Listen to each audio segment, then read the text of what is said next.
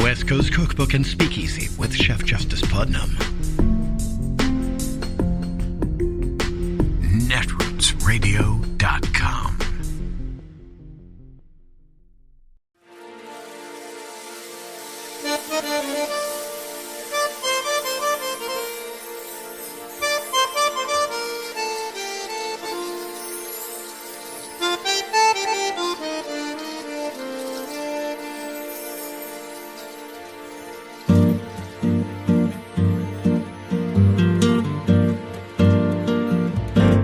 Je voudrais du soleil vert, des dentelles et des théières, des photos de bord de mer, dans mon jardin d'hiver. Je voudrais de la lumière, comme en Nouvelle-Angleterre. Je veux changer d'atmosphère, dans mon jardin d'hiver. À fleurs sous la pluie de novembre, tes mains qui courent, je n'en peux plus de t'attendre. Les années passent, il est loin, là je tombe. Nul ne peut nous entendre. Je voudrais du Fred Astaire, revoir un latte. By now, you may have heard the news that Donald Trump has been having secret communications with Vladimir Putin since Donald Trump left office. We learned this from a new bombshell book by Bob Woodward, who's been speaking to Trump staffers who have confirmed these conversations.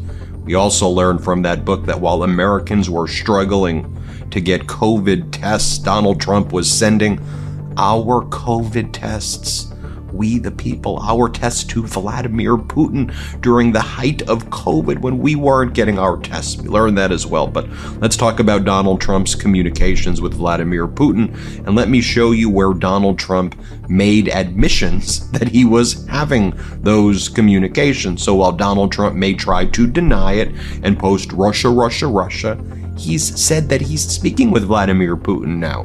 So here's the article from CNN that talks about Bob Woodward's book, as Ian Sams, who works with Vice President Kamala Harris, looked at one of those excerpts from the book and said, quote, according to Trump's aide, there have been multiple phone calls between Donald Trump and Vladimir Putin, maybe as many as 7 in the period since Trump left the White House in 2021. The New York Times also reporting Donald Trump secretly stayed in touch with Putin after leaving office, according to this book by award-winning journalist Bob Woodward. By the way, here is Donald Trump just reposting previously. This was from December 18th, 2023, Vladimir Putin propaganda. And when Putin attacks the U.S., Donald Trump would make those reposts. But here's an example where Donald Trump was on the Mark Levin show, and Mark Levin talks like that. And here, Donald Trump talks about his communications with Vladimir Putin. Remember, we called this out when I would do my impression of Mark Levin, and I would say, so is he saying that he's talking to Putin right now? And the answer was, he actually is talking to Putin right now. Here's what Donald Trump said on Mark Levin. Let's play it. Than me, but we were having a problem. You had Adam Shifty Schiff and all these bad people, including Hillary and others, coming up with this Russia hoax. And I told Putin, I said, it's a shame because we could have done a lot of business, the countries together, but with this whole fake thing that's going on, and he understood that. I said, it's a fake deal. He actually said to me, he said, it's tough to make a deal now. I said, you're right, it's tough. They created a fake narrative, this Russia, Russia, Russia hoax. It was a hoax. And we could have had a much different relationship with Russia. And here's Donald Trump at CPAC, where he says, I talk to Putin a lot. I get along with him well. Play this clip. I talk to Putin a lot. I got along with him well. Now, Donald Trump has been spewing Russian propaganda for a very long time, and Donald Trump's also given lots of speeches where he references that he seems to be speaking either with Putin or Lavrov or Kislyak or people very close to Putin. For example, this was a speech that Donald Trump recently gave in Savannah, Georgia, where again he's just talking about how strong he thinks Russia is and how, did you know that Russia beat Hitler and that they beat Napoleon? That's what they do. They're winners. Here, play this clip. Biden says, we will not leave until we win. What happens if they win? That's what they do, is they fight wars.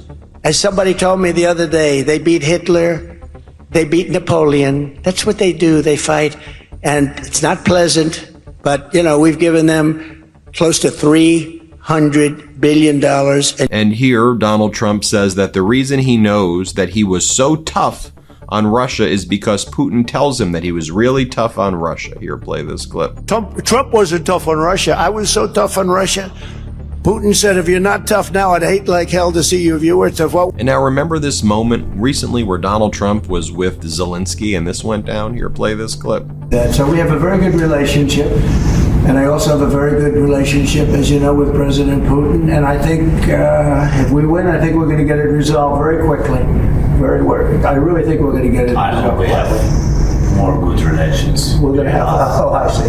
Yeah, but you know, it takes two to tango. You know, and we will. We're going to have a good meeting today. And then remember where Donald Trump said that. Remember the reporter Evan Gershkovich who got released in a recent prisoner swap, and then Donald Trump congratulated Vladimir Putin for the deal. Remember, and not the United States. He said, Putin got a great deal. Great work, Vladimir Putin. Remember, Donald Trump made that selfie video of himself where he said, Putin told me that only I would be the one who could get a deal done with Gershkovich. Play this clip. Evan Gershkovich, the reporter for the Wall Street Journal who is being held by Russia, will be released almost immediately after the election, but definitely before I assume office. He will be home. He will be safe. Vladimir Putin, president of Russia, will do that for me. And I don't believe he'll do it for anyone else. And we will be paying nothing. Biden likes to pay massive numbers. We will be paying nothing. Thank you very much. But then once the deal was made, rather than either saying nothing or welcoming the hostages that were taken by Russia home, Donald Trump congratulated Putin. Watch this. Play the clip. It's terrible. You know, by the way, I'd like to congratulate Vladimir Putin for having made yet another great deal. And again, this shouldn't be shocking. Look, the first people that Donald Trump brought to the White House. Just think about it. When Donald Trump was elected, so disgraced our White House. Just think about what his first action was. What was the first thing that he did? Right after crapping on America and saying at the when he was getting inaugurated that America was a land full of carnage and an awful place, he invited Lavrov and Kislyak to the White House. And then he gave them classified information. The Washington Post reported that Trump revealed classified information to Kislyak and Lavrov in our Oval Office. Again, I don't know what political party you are. Maybe you're independent. Maybe you didn't give a crap about politics before. And good. There's the photo. He invited the Russians into the White House, the top Russian advisors to Putin. He gave them nuclear secrets. Now, you may be saying, well, Ben, that's just the Washington Post saying that. No, Donald Trump admitted it. Here are his posts, May 16, 2017. Donald Trump said, yeah, I did it. He goes, as president, I wanted to share with Russia at an openly scheduled White House meeting, which I have the absolute right to do, facts pertaining to terrorism and airline flight safety, humanitarian reasons, plus I want Russia to step up their fight against ISIS and terrorism. He gave them our classified information. Now, I want to share two other videos with you so you have a complete data set here so you understand all of the dynamics. The first I want to show you is Vice President Kamala Harris's interview from the day I'm recording this on Tuesday with Howard Stern, where she talks about what this election's also about is strength versus weakness, and Donald Trump is weak. And I want to show you that video here because this is pure weakness that Donald Trump wants to turn our great United States of America into basically what Hungary is to Russia, right? Donald Trump and all of these MAGAs talk about, the leader of Hungary and what a powerful guy he is, and all these Soviet satellite states. That's what they want the United States to be. He's weak. Here, play this clip. Now, you're coming here. You went on The View this morning. Yeah. You're going to the shows. You did 60 Minutes. By the way, I thought what was so amazing about 60 Minutes is the fact that Trump turned it down. Yeah. I mean, it just says so much. He didn't want to be fact-checked. This is maddening. This is insanity. What do you mean you don't want to be fact-checked?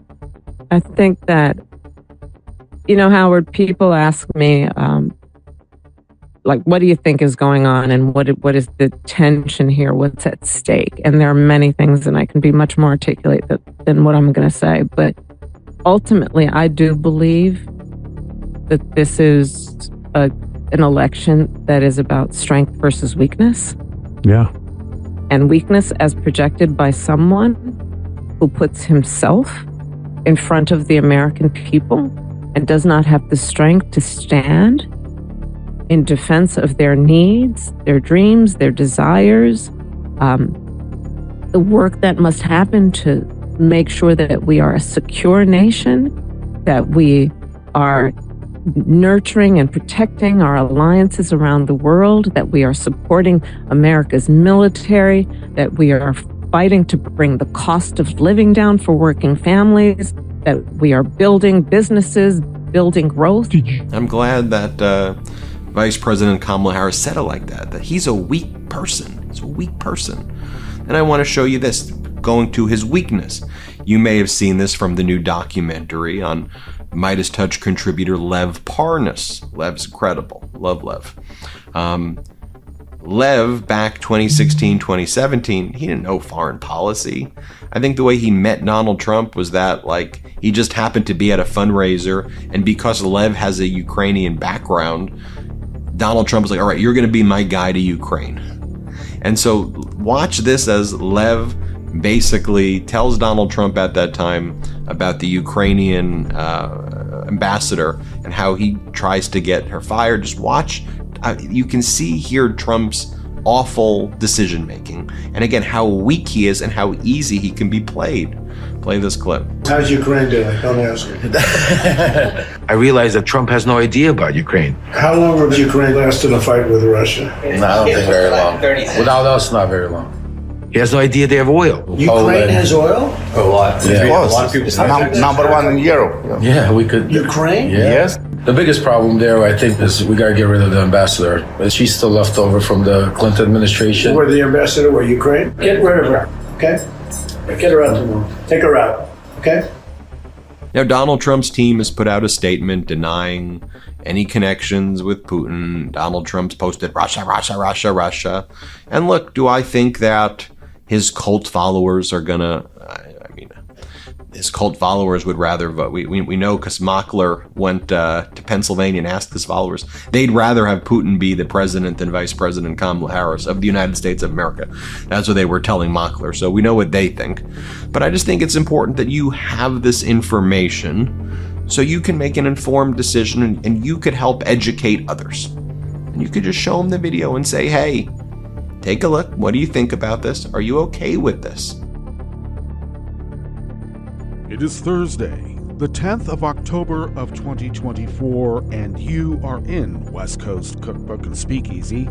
I am your chef de cuisine, Justice Putnam. Gunner, the English bulldog, is our snoozing sous chef, and we will be seating you directly for our especially special daily special, Metro Shrimp and Grits Thursdays. A little bit of jambalaya, a little bit of spice in your life. Well, hopefully New Orleans and other parts of the Gulf Coast won't be damaged too much by these terrible hurricanes. But I was getting on people's case the last couple of days here out in Rogue River over the dam removals that we've had in the works for the last 4 years. But hey, anyway, the legal wranglings, I'll just remind folks because I did go off on it a little bit here. The legal wranglings began almost 30 years ago when Pacific Corp, a subsidiary of Berkshire Hathaway, and yes, that's Warren Buffett. And everybody thinks Warren Buffett is just some sort of raging liberal like George Soros. Well, maybe. Anyway, they made a business decision because the 4 dams were so decrepit to retrofit them and bring them up to, well, modern standards since they were built, quite a while ago, over 100 and some odd years ago. Would have been too costly. So what they were going to do is basically just let the dams overflow. And concerned citizens and groups and tribes put in motion what it would take to remove those dams, since they were going to overflow anyway. And once they get breached, you don't control anything at that point. You just have a big rush of water. Oh my God. So, of course, the usual suspects have to whine about the fact that now that they've taken down these dams, the immediate rush of water is caused all the silt and everything to wash down and is poisoning all the fish and the frogs and the crawdads are dying. This is not saving the river, it's killing everything. And it's absolutely a lie. Because they've been drawing down that water for about a year. It is, of course, caused some turbidity in the water as they've been drawing this down. And we've seen it, but no one made the association as, oh, look, they've released some more water out of the dam. We see that in the Rogue River all the time. We get our water from a glacier, and it goes into this lake called Crater Lake. And they release water down there all the time. We see it. We see the water rise and we see it fall and we see turbidity and we see, clean water after a bit. It washes it out. But because this is assigned to some sort of terrible liberal cause, it's they had to whine about it. And of course, I get tired of people whining. And I told them, you're whining. Why didn't you do anything about this 30 years ago when they were talking about removing the dams? And you said, oh, we got to keep the dams there. I mean, these people absolutely have no idea about the history of what went on. But it sounds liberal, so they got to kick it. By the same token, am I whining when I remind these very same people who say, oh, well, Jewish space lasers. And I'm serious. They think this is real. They're not joking. That we have a hurricane gun and we're pointing it at MAGA land. As if MAGA land, I'll reiterate because I went through this yesterday, I think. There's a lot of us in MAGA land. We're not the type to point a hurricane gun or any kind of gun when there's a lot of us there too. We don't do that. It's bad enough doing it generally. Only MAGAs wouldn't care. They'd carpet bomb in a minute. Well, there's some of us there. They'll be martyrs for the cause. They'll be saints. Saint unknown person died for our cause. They don't care. So, and then, of course, when you give them the actual facts, oh, those facts are all manufactured. Oh, my God. Jewish space lasers controlling hurricanes, but NASA is some sort of deep state conspiracy that's brainwashing people against the truth. Uh-huh. Okay, I gotcha. Saw a Q sticker on a Cadillac today. Or I'm not today, but yesterday. And little voice might said, not going back. Never going back. Okay. Oh, boy. It's tough getting old. If you heard me grunting, I don't know if you could hear me grimacing, but the grimace comes with a grunt. Yeah, well, you get a little stiff, and sometimes you let out these little ticks that you don't intend to tick. Okay, enough of that. Oh, boy. I did some work yesterday, and, I just moving boxes and picking stuff up and cleaning things. There's a bit of recovery after that now. How dare they? Oh, I made mention that I went to speak with a lawyer about my parents' effects and estate and all that. And it went really well, so just giving you an update on that. Of course, there's always family dynamics. You always hear about it, and then when you get into it, you go, wow, man, there's some family dynamics here too. I thought we were going to avoid it. So, fortunately, my parents, my mom and her affairs, and my dad and his affairs, made it easy on us. So, easy is still difficult. I'd hate to go through the difficult one. This is easy. But meeting with a lawyer went well. Things are moving along as the government allows us to. You can't rush these things. It is what it is. So I'll just say that if you have any MAGA people in your family, they're very impatient. Boy. And they don't care. That's all I'm going to say about that. But things have been actually... kindness has prevailed. Let's just put it that way. Rather than being totally contentious all the time, sometimes kindness, a little bit of kindness is a good thing. I know that sounds redundant, but we must be reminded. Which reminds me, speaking of all this crazy-ass Looney Tune BS, the President of the United States had to come out and actually name people. Stop lying about the Jewish space lasers, biatch. And what happens? A bunch of MAGAs come out and say it's our free speech. You're trying to infringe upon our First Amendment rights to lie. No, you're yelling fire in a crowded theater, mofo. And you know what? That is not protected speech, and you can be arrested for it, and I don't know why we're not. This is not the speech and debate clause bullshit. This is actually lying and getting people dead.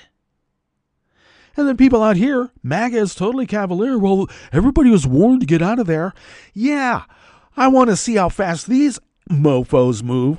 When they're told to evacuate for a wildfire, they're going to be out there with their guns saying, no one's making me move, while their goddamn gun belt bandoliers are blowing up on their chests from the heat. I like getting old. Sometimes you go on these rants and, I don't know. You don't even need the end of a bar to do it. Microphone is nice.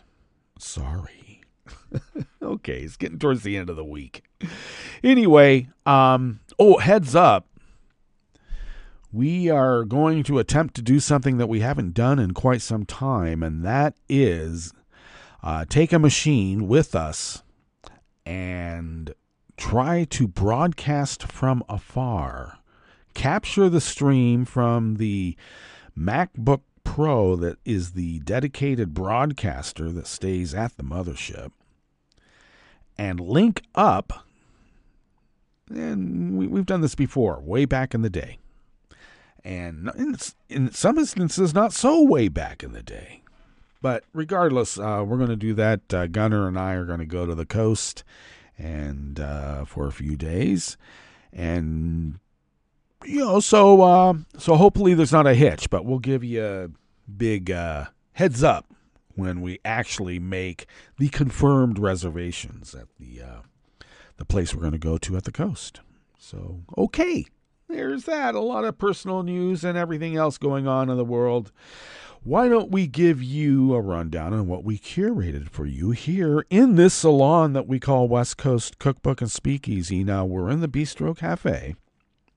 And then we get the amuse-bouche at the chef's table on the way to the Speakeasy. Now, I know we do it a little bit different here in America, okay? In Europe, you get the salad at the end, and you get the amuse-bouche at the beginning.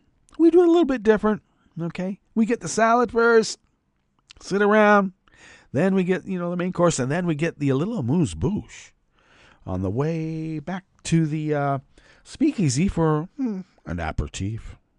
Mm-hmm. Or I guess maybe it would be an aperitif.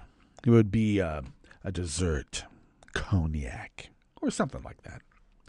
Okay, well, what do we have in store for you here in the Bistro Cafe part of West Coast Cookbook and Speakeasy? Trump's talks, or secret talks with Putin, is being called the October surprise, but is it really a surprise? Yeah. We knew it, but it's just still nice to hear that Woodward finally got that book out. Jeez. If Haberman and Swan don't hurry up, the whole landscape could be a desolate nuclear winter. And who's going to buy their book then? Come on, you guys, hurry up.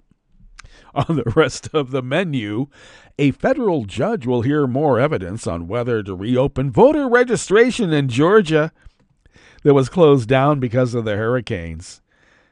Oh, did I mention it's a Federalist Society MAGA judge that's decided, I don't know, do we really need to hear about voter registration being reopened when it's those people that want to register? We can't have that.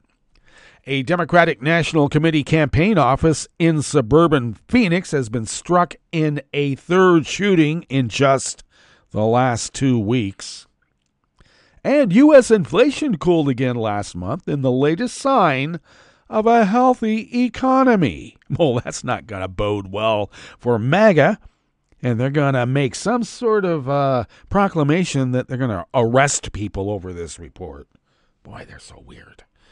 After the break, we move to the chef's table where Austria's president seeks a solution after the three strongest political parties say they won't work with the far right. Yeah, we know the feeling.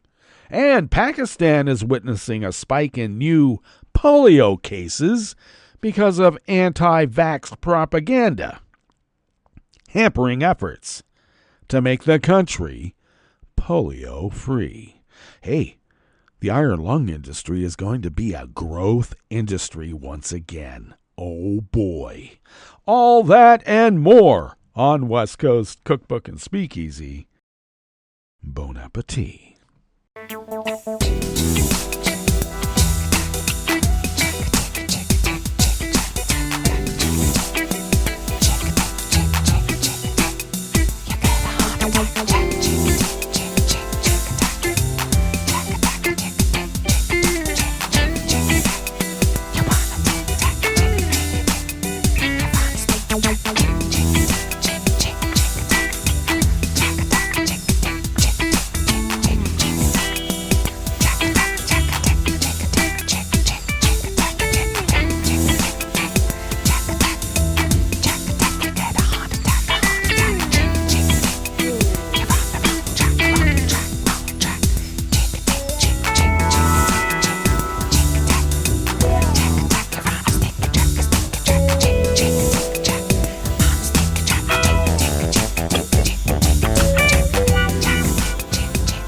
Follow me on social media at Justice Putnam. You'll have quick access to the show notes and links diaries that are posted on Daily Co's 10 minutes before showtime, so you can read the actual articles by the actual reporters.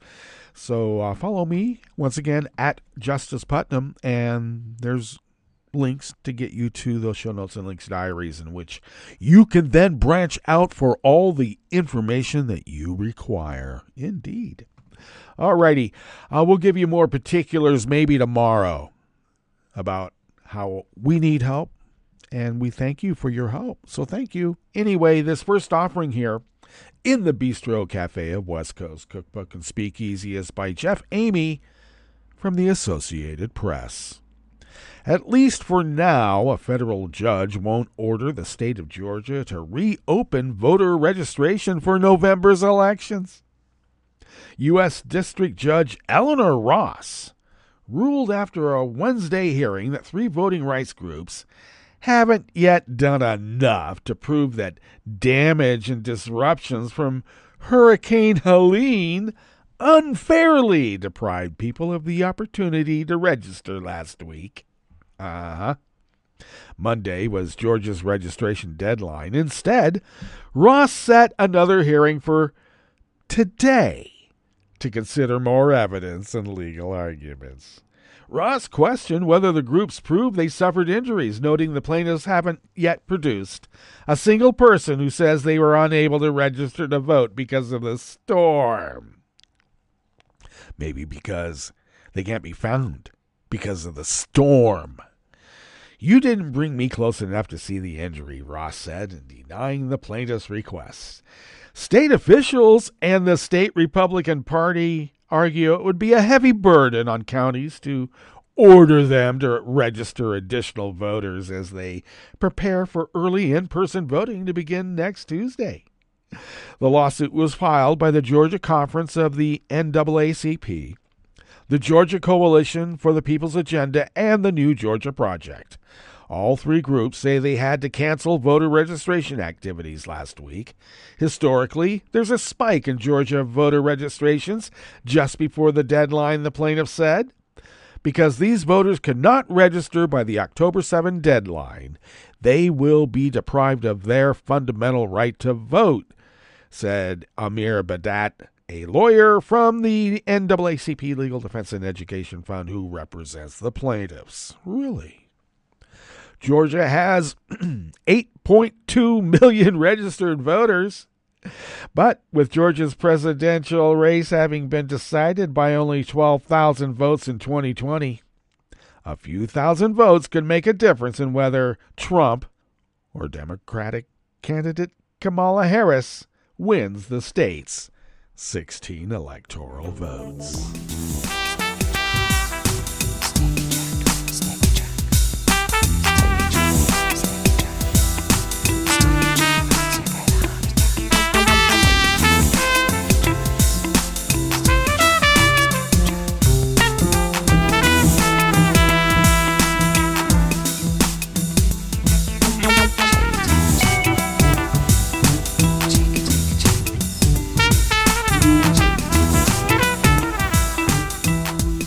Associated Press staff brings us this next offering here in the Bistro Cafe of West Coast Cookbook and Speakeasy, Metro Shrimp and Grits Thursdays. A Democratic National Committee campaign office in suburban Phoenix has been struck in a 3rd shooting in just the last 2 weeks, police said. No one was inside the building in Tempe, Arizona, and no injuries were reported in any of the shootings. The latest incident occurred on Sunday when someone fired shortly after midnight at the door and windows of the office. A $1,000 reward has been offered for any information leading to the arrest or indictment of those responsible. Police did not provide any other details in the latest update. The most recent shooting came days before Vice President Kamala Harris was scheduled to return for another campaign visit to Arizona, this time to host a Phoenix rally today. The Tempe location is one of 18 field offices the Democratic presidential nominee has in Arizona. Tempe police have not named a motive. Oh, really? You can't figure it out? The campaign office once housed a barber shop, and it is located near a daycare and fitness center and a quiet strip mall, because those are always targets. Police have said they are analyzing evidence from the scene and taking measures to ensure the safety of those who work in the building and nearby. Apparently they don't give an F about the DNC and people getting out the vote.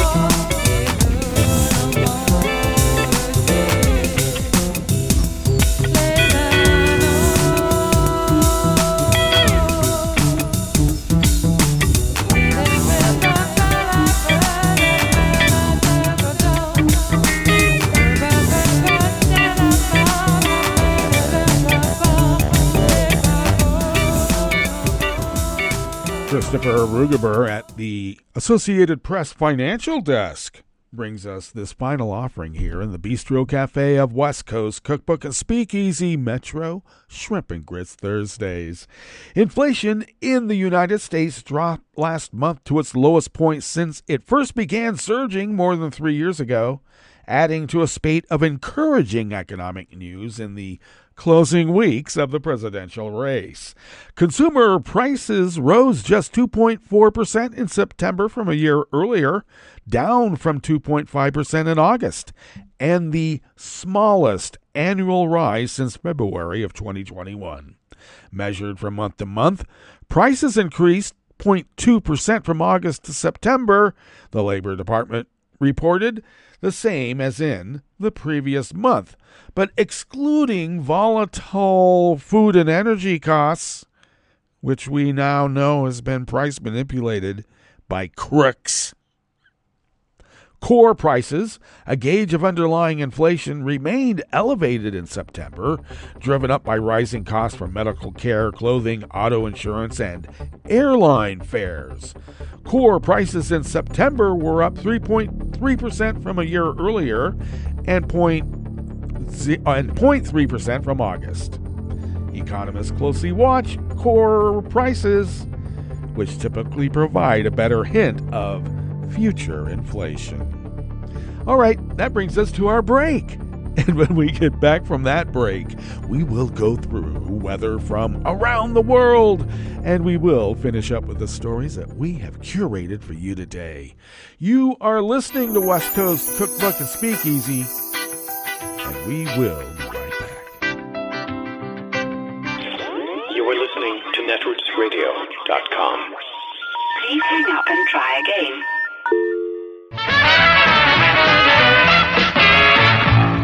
From a point at sea to the circles of your mind, a new force is at work for planetary transformation. New radio for a new Earth.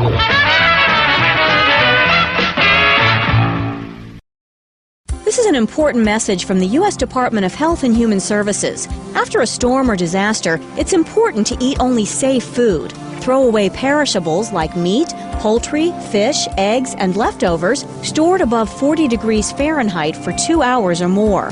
Throw away food with an unusual odor, color, or texture.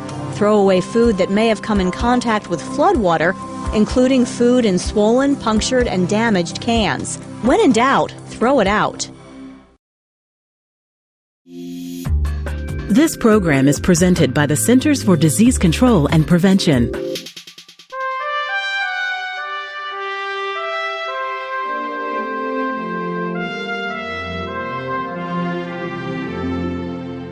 Welcome to A Cup of Health with CDC, a weekly feature of the MMWR, the Morbidity and Mortality Weekly Report. I'm your host, Dr. Robert Gaines. Even if you are a safe, experienced driver, accidents can happen at any time. Young children are especially at risk for injury and death in a motor vehicle crash. Dr. Erin Sauber-Schatz is a researcher with CDC's National Center for Injury Prevention and Control. She's joining us today to discuss the importance of keeping children properly restrained in motor vehicles. Welcome to the show, Erin. Thank you. Erin, how many children are killed or injured each year in a motor vehicle crash in the U.S.? In 2013, 638 children aged 12 and under died in a crash, and over 127,000 were injured.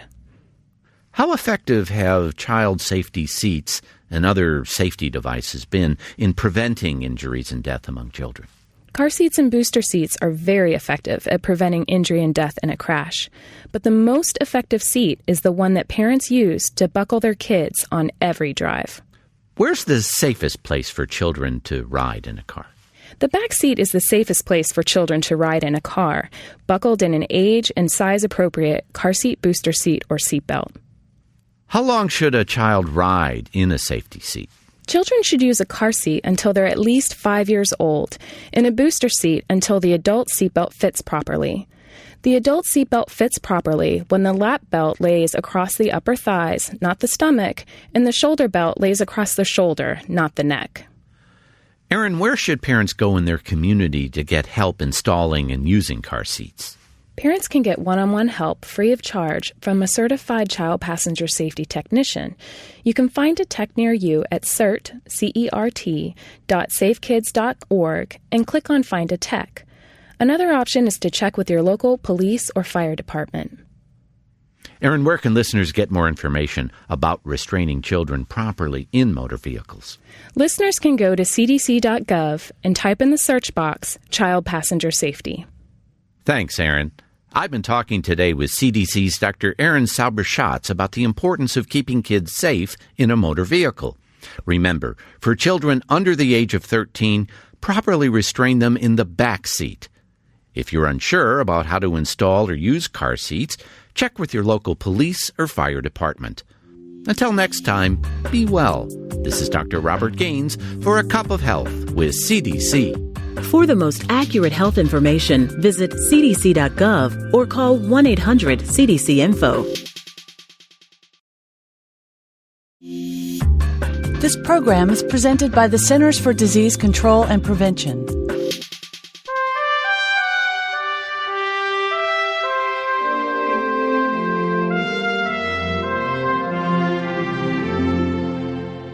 Welcome to A Cup of Health with CDC, a weekly feature of the MMWR, the Morbidity and Mortality Weekly Report. I'm your host, Dr. Robert Gaines. Arthritis affects more than 1 in 5 adults and is the most common cause of disability in the United States. Dr. Camille Barber is a researcher with CDC's National Center for Chronic Disease Prevention and Health Promotion. He's joining us today to discuss ways to control arthritis. Welcome to the show, Camille. Thank you. Camille, are there different types of arthritis? Yes, there are over 100 types. The most common types are osteoarthritis, rheumatoid arthritis, lupus, gout, and fibromyalgia. What are the symptoms of arthritis? Arthritis, which is joint inflammation, can result in pain, stiffness, and swelling in the joints. Does arthritis affect some people more than others? Yes, it affects primarily the elderly. It also affects people with chronic conditions such as heart disease, diabetes, and obesity. And it's also much higher in women compared to men. What are some strategies for managing arthritis pain? Now, adults with arthritis may be reluctant to engage in physical activity because of the symptoms that they have, such as joint pain and stiffness. However, we know that there are low-impact types of physical activities, such as walking and swimming, that have been shown to improve function and reduce pain in adults with arthritis. There are also self-management programs that, in addition to these physical activity programs, have different ways to maintain weight and other ways to control your arthritis symptoms. How can people reduce their risk of developing arthritis? So as I said earlier, osteoarthritis is the most common type of arthritis, and the best way to reduce your chances of developing it is to maintain a normal weight and avoid joint injury. Camille, where can listeners get more information about arthritis, including the self-management program? Listeners can go to cdc.gov/arthritis. Thanks, Camille. I've been talking today with CDC's Dr. Camille Barber about ways to control the pain caused by arthritis. Remember, although there's no cure, arthritis can be controlled through medical treatment, regular exercise, and weight maintenance. If you suffer from arthritis, talk to a healthcare provider about programs to manage your condition. Until next time, be well. This is Dr. Robert Gaines for A Cup of Health with CDC. For the most accurate health information, visit www.cdc.gov or call 1-800-CDC-INFO.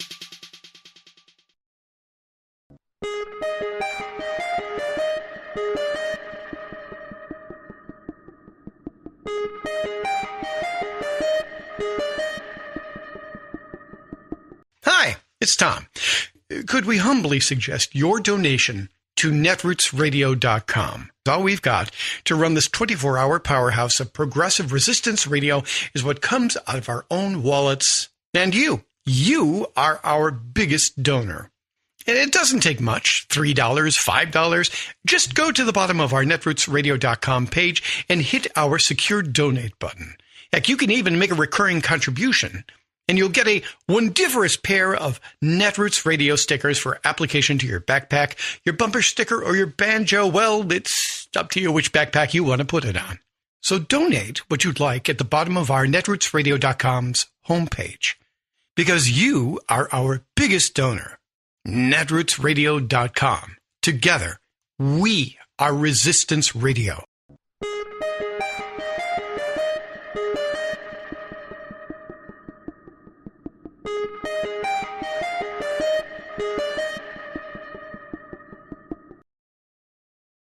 The largest deportation program in American history. I'm Bill Newman, and this is the Civil Liberties Minute. And that is the pledge of the 2024 Republican Party platform approved by its presidential candidate, Donald Trump. Mr. Trump has pledged, if he regains the White House, to round up some 20 million people who he says are in the United States illegally, herd those 20 million into camps, and then have them deported. The Department of Homeland Security estimates there are some 11 million undocumented immigrants in the country, most of whom, on average, have been here 16 years. The plan envisions the military building vast holding facilities in Texas with dire consequences for the families who Trump pledges to round up and lock up, with the additional consequence that, as a former commissioner of the Immigration and Naturalization Service notes, U.S. citizens who are not required to carry documents will be detained.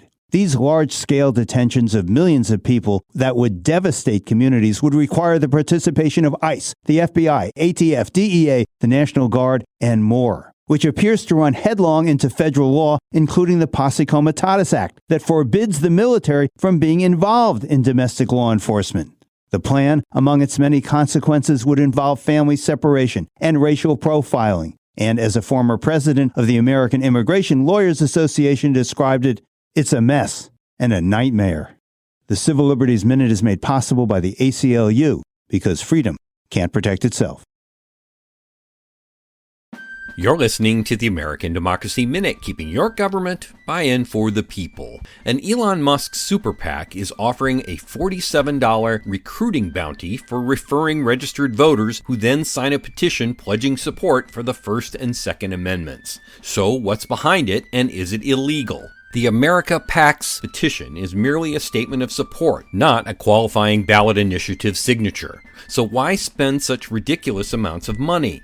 Such petitions are often used by political organizers to build mailing lists. With its signing deadline of October 21st, it will likely be used to drive turnout to the polls November 5th, thus the need for registered voters. And surprise, surprise, it's only available to voters in Pennsylvania, Georgia, Nevada, Arizona, Michigan, Wisconsin, and North Carolina. In early August, CNBC reported that the Michigan Secretary of State investigated America PAC for apparently misleading unregistered voters who clicked on its website's Register to Vote button. If the voter had a swing state zip code, they were directed to a longer form which collected mailing list information.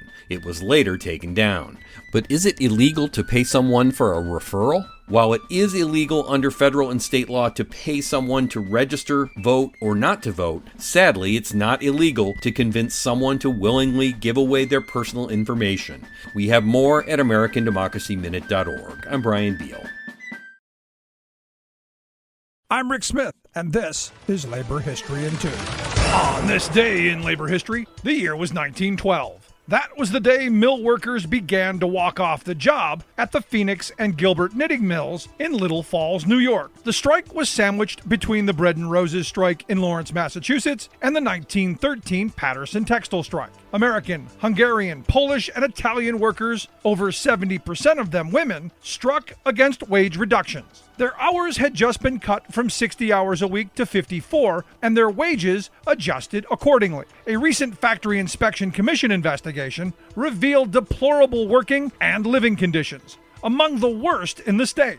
As a result, state legislators passed protective legislation restricting women's work hours. Many social reformers pushed for laws like these in the hopes of improving women's quality of life by minimizing their exploitation on the job. But the reduction in hours spelled disaster for these mill women, who then faced a loss of income that ranged between 75 cents and $2 a week. Socialists in nearby Schenectady, including the socialist mayor George Lunn, arrived in town and were promptly arrested for giving open-air speeches in support of the strikers. IWW organizers soon followed to help organize picketing, daily strike parades, and strike committees for each of the factories.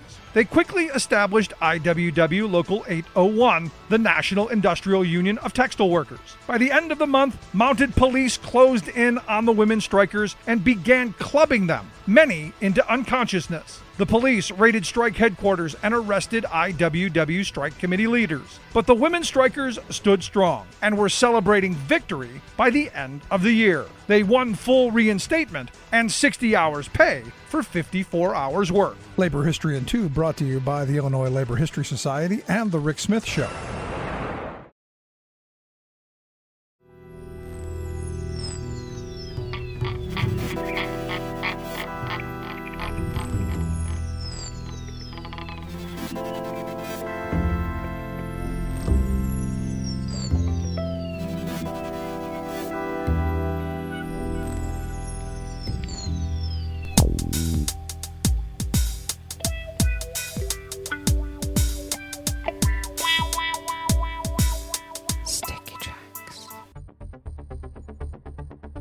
Thank you for accompanying us here to the chef's table at West Coast Cookbook and Speakeasy. Metro Shrimp and Grits Thursdays. A little bit of jambalaya.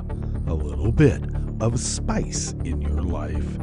We always begin weather from around the world along the banks of the Rogue River in the Rogue River Valley of southern Oregon on the west coast of the continental United States of America, where it is currently 51 degrees Fahrenheit, expecting highs in the low 80s.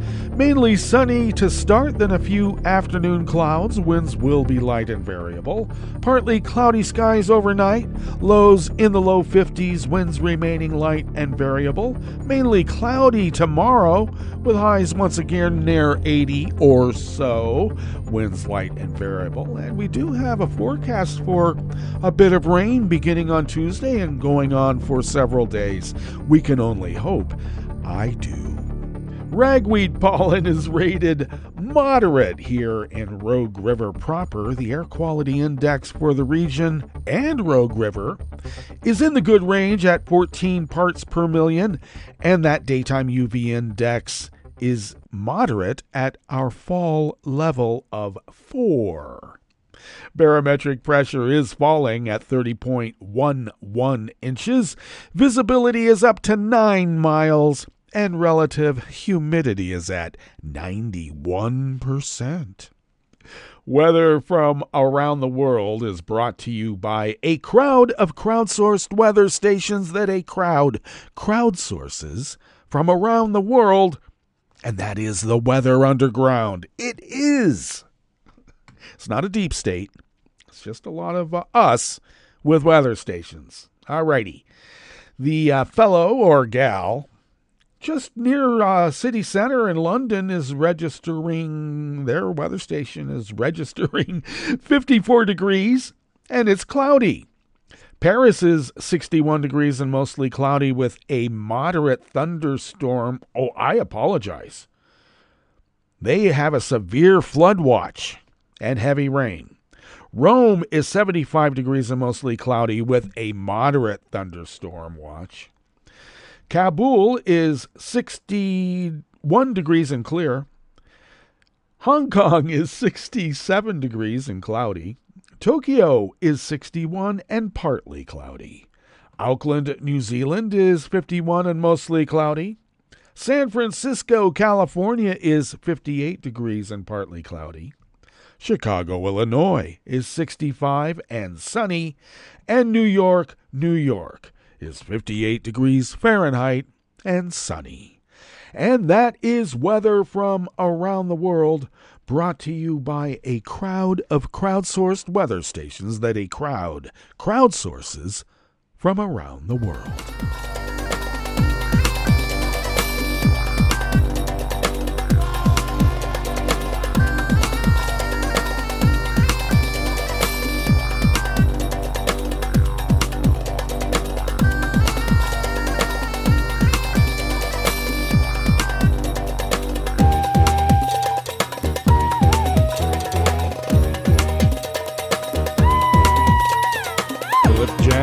Gear Molson at the World Desk of the Associated Press brings us this first amuse-bouche here at the Chef's Table at West Coast Cookbook and Speakeasy, Metro Shrimp and Grits Thursdays.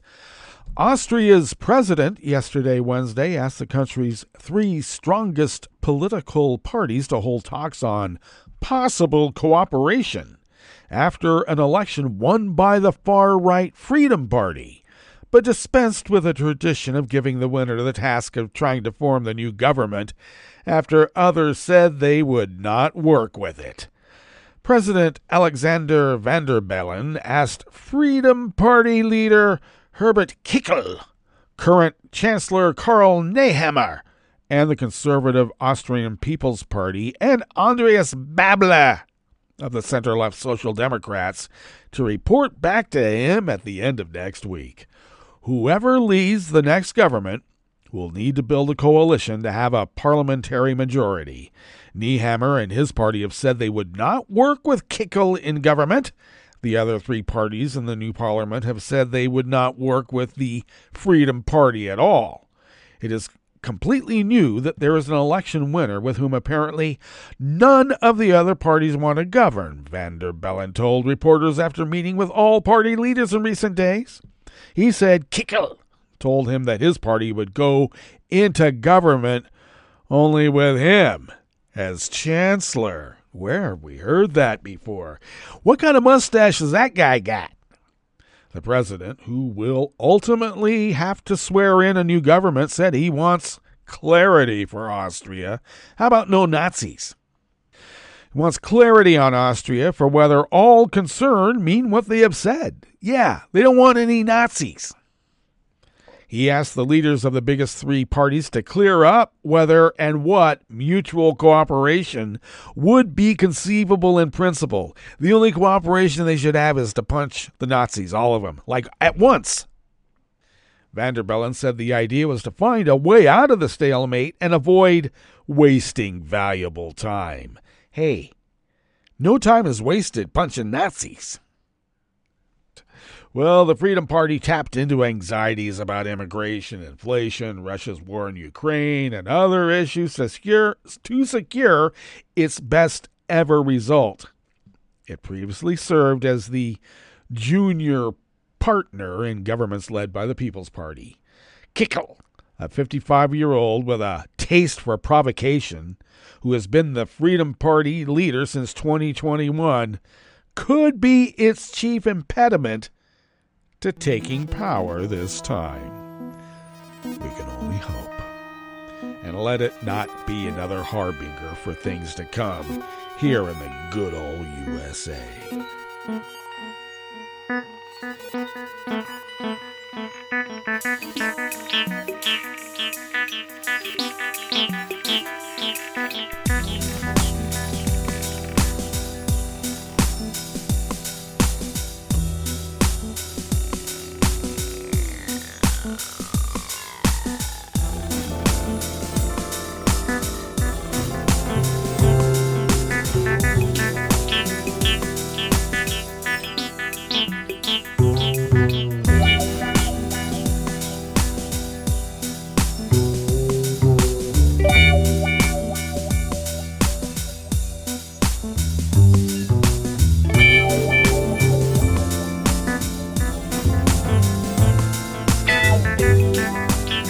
Associated Press staff brings us this final amuse-bouche here at the Chef's Table at West Coast Cookbook and Speakeasy.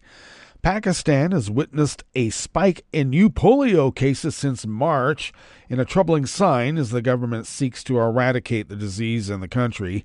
The nation has recorded 32 new cases since March, and Pakistan regularly launches polio campaigns despite attacks on workers and police assigned to inoculation drives. Militants falsely claim the vaccination campaigns are a Western conspiracy to sterilize children. Okay. Anti-vax propaganda is a powerful drug, isn't it? It is indeed. Let's not let it spread any more than it already has. not going back. And that brings us to the end of our broadcast period for the day. But you do know Netroots Radio broadcasts on, and we will meet up here tomorrow for Blue Moon Spirits Fridays. So do stay tuned to Netroots Radio all day and all night for all the breaking news as it breaks. And we will meet up here tomorrow, right here in West Coast Cookbook and Speakeasy. Bon appetit.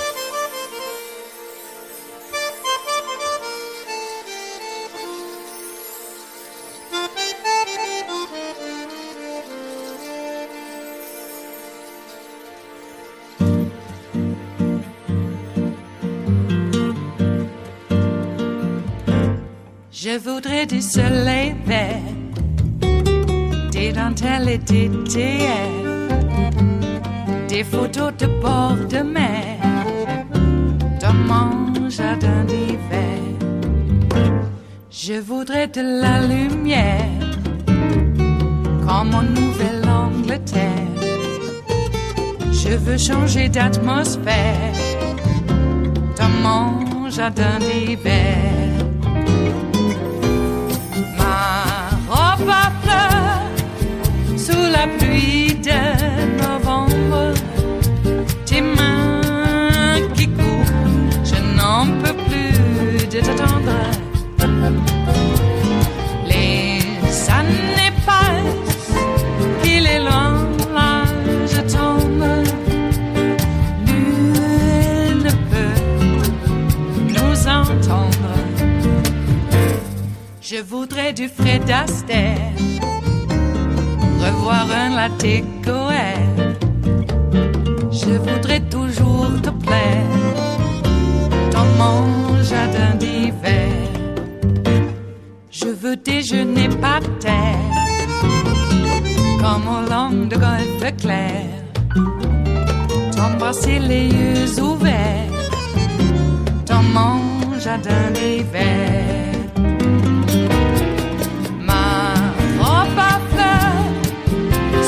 Pluie de novembre, tes mains qui courent, je n'en peux plus de t'attendre.